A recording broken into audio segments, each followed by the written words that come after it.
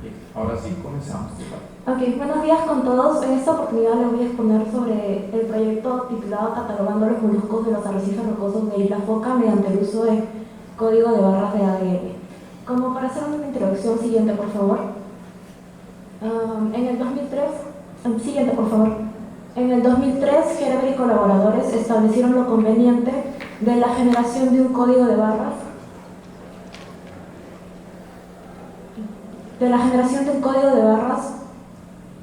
que identifique a cada especie, inspirado en los códigos universales de productos. Desde entonces, el código de barras de ADN ha brindado rapidez a la identificación taxonómica de especies, de especies previamente descritas, sin dejar de lado la identificación morfológica. Incluso, al igual que la identificación morfológica, este sistema presenta ciertas limitaciones. Y bueno, también las secuencias obtenidas deben ser editadas con un criterio adecuado. Sin embargo, su alcance es cada vez mayor debido a los recientes avances informáticos y en el procesamiento secuencial. De esa manera, el código de barras de ADN ha demostrado ser importante, especialmente en grupos taxonómicos donde la identificación morfológica llega a ser controversial. A pesar de introduciendo más al tema enfocado a los moluscos marinos, como es el caso de los moluscos marinos, cuando se estudian individuos pertenecientes a especies crípticas o especies hermanas. A pesar de lo ya mencionado, para el Pacífico Sudeste, de las 856 especies reportadas en OBIS hasta el 2020, solo el 2,8% presentaron códigos de barras reportados en World System. Siguiente, por favor. Por ello, el objetivo del presente proyecto es realizar un catálogo de los moluscos presentes en los arrecifes rocosos de Isla Foca en Piura mediante el uso del código de barra de ADN. Siguiente, por favor. Bueno, ahora ya pasando a la metodología. Siguiente, por favor. El proyecto a presentar deriva de un proyecto Fondesit, el cual está enfocado en los arrecifes rocosos del norte del Perú. Por ello, la zona seleccionada fue en Piura, específicamente en Isla Foca, al frente de las costas de Paita. Los puntos de muestreo seleccionados fueron seleccionados de acuerdo a la literatura revisada para tratar de ubicar zonas donde se pueda capturar la mayor cantidad de especies posibles. El muestreo fue realizado en septiembre del 2020 en 2 días. El primer día se muestreó en los puntos 1, 2 y 3 y el segundo día en el punto 4, 5 y 6. Cabe mencionar que en el punto 6, ubicado en el istmo de la isla, no se colectaron moluscos. Entonces, una vez ubicado en el punto, con ayuda del GPS, se anotaron las coordenadas del punto y se procedió con el descenso. Debido a los objetivos del presente proyecto, la colecta fue manual mediante inversiones de buceo. Los individuos colectados fueron colocados en frascos o en una bolsa de malla de acuerdo a su tamaño, y una vez en la superficie de regreso a la embarcación, estos fueron colocados en baldes.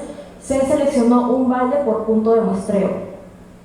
Una vez en la estación de muestreo, las muestras de ese día fueron rotuladas y fotografiadas. Esto debido a que, por efectos de la fijación, las muestras posteriormente podrían cambiar de coloración. Entonces, se realizó un fotografiado previo a la fijación y un rotulado para poder relacionar la fotografía con el individuo. Siguiente, por favor.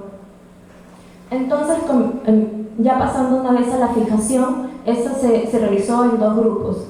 La fijación de los nudibranquios se realizó con la ayuda de cristales de mentol, los cuales relajaron a los individuos para que se puedan estirar y puedan tener una correcta fijación.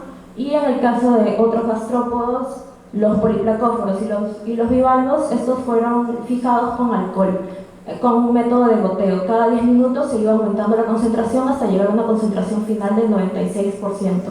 En todos los casos, los individuos fueron conservados en alcohol del 96% para evitar la degradación del ADN, ya que la extracción de tejido fue realizada una vez en el laboratorio. Siguiente, por favor. Entonces, procediendo con la extracción de tejido, en el caso de los nudibranquios, se extrajo una muestra de tejido de 2 milímetros de la cola, que es una región del pie. En el caso de los poliplacóforos y en el caso de los gastrópodos, se extrajo una muestra de tejido del músculo del pie, pero en el caso de los poliplacóforos se hizo un levantamiento de la epidermis para evitar extraer tejido contaminado. En el caso de los gastrópodos, de ser necesario, se retiró el opérculo. Y finalmente, en el caso de los bivalvos, se extrajo una muestra de tejido, parte del músculo abductor posterior o del manto. Siguiente, por favor. Ya una vez extraído el tejido, este fue llevado a un procesamiento molecular, el cual comenzó con la extracción de ADN. En este caso utilizamos el kit Wizard Genomic DNA Purification y el kit ESNA-Molus DNA.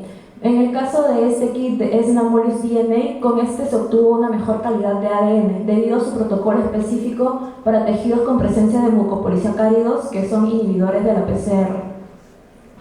Una vez extraído el tejido, extraído el ADN, este era llevado a un proceso de amplificación de ADN mediante la PCR, por sus siglas en inglés, reacción en cadena de polimerasa, la cual, en este caso se basó en el protocolo utilizado para termociclado, se basó en 2 ciclos distintos, cuya diferencia es básicamente en la temperatura de la unión de los cebadores. El primer ciclo fue la temperatura a 45 grados y en el segundo a 52 grados.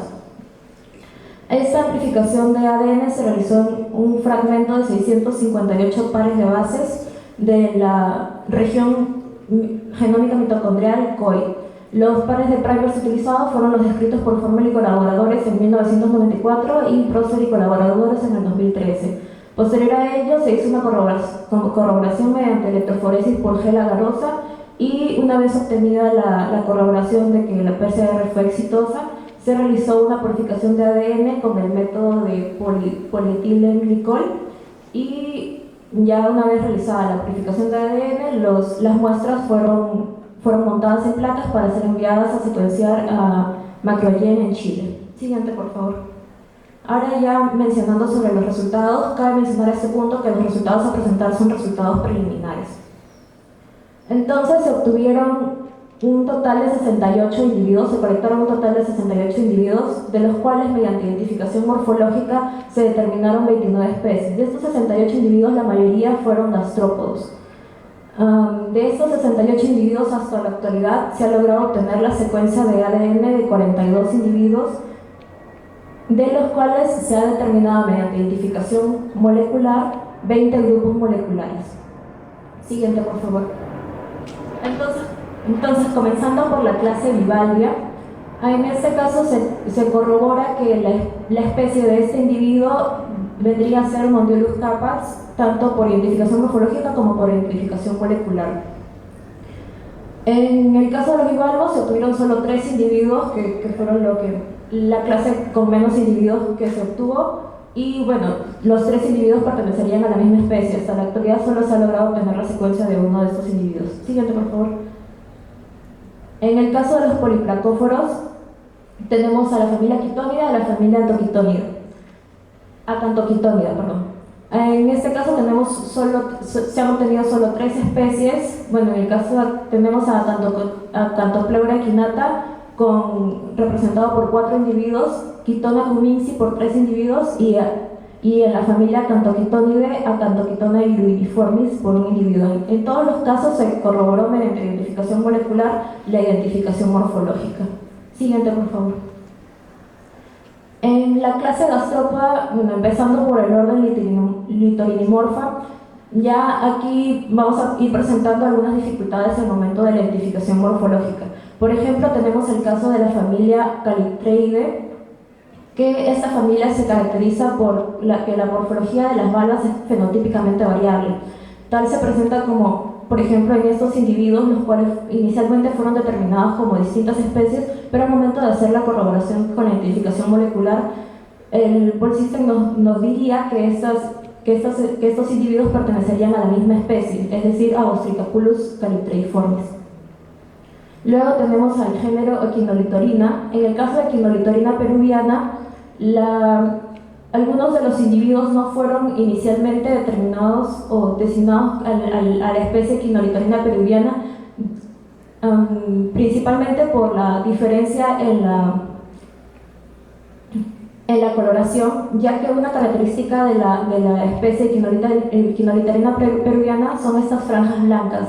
Como podemos observar aquí, este individuo no presenta las franjas blancas, pero ya mediante identificación molecular se pudo corroborar que estos individuos pertenecerían a la especie Equinolitharina peruviana. Luego tenemos a Equinolitharina paitensis, cuya identificación morfológica fue dificultosa debido a la presencia de restos calcáreos en la concha. Siguiente, por favor. Aquí ya tenemos a la familia Obulide, de los cuales se determinaron, bueno, en este caso se presentan 3 especies distintas identificadas mediante identificación morfológica.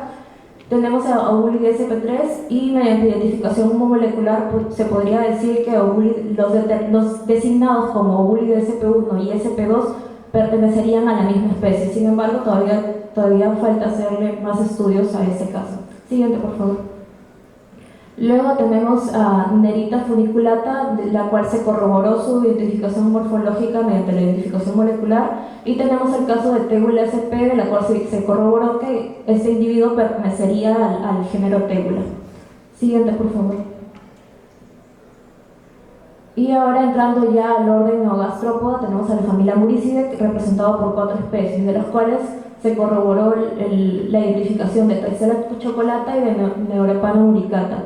En el caso de Stramonita visceralis también hubo dificultades en la identificación morfológica debido a la presencia de restos calcáreos en la concha. Siguiente, por favor. Al igual que Gemophos yameli, que también por la presencia de restos calcáreos en la concha hubo dificultades al momento de la identificación morfológica. Sin embargo, la identificación molecular se corroboraría la identificación taxonómica de estos individuos. Luego tenemos al Conus fergusoni y Columbella paitensis, que también se corroboraría su identificación. Siguiente, por favor.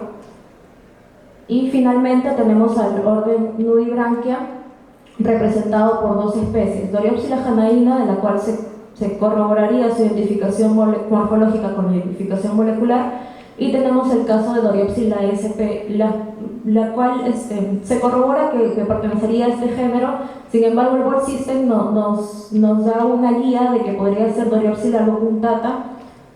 Sin embargo, al momento de observar las fotografías de Doriopsila albopunctata, esta no presentaría este borde blanco que presentan los individuos conectados. Entonces faltaría todavía hacer mayores estudios también con respecto a este caso. Y tenemos el caso de los trópodes sp7, que todavía no hay alguna guía de qué especie podría tratarse. Siguiente, por favor. En conclusión, ya este estudio destaca la importancia de una mayor incorporación del uso de código de barras de ADN en la identificación taxonómica de especies previamente descritas, ampliando cada vez el registro de estos códigos para incrementar su alcance y con ello su eficacia. Se resalta además la importancia del uso paralelo de la identificación morfológica. Siguiente, por favor. Algunas referencias bibliográficas, eso es todo, muchas gracias.